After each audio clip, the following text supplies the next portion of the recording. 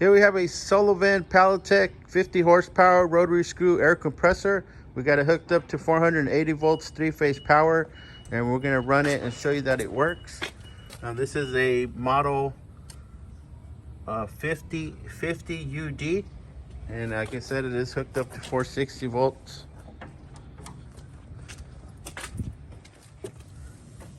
There's the hours. It's 11,822 hours on the meter, and we'll go ahead and turn it on.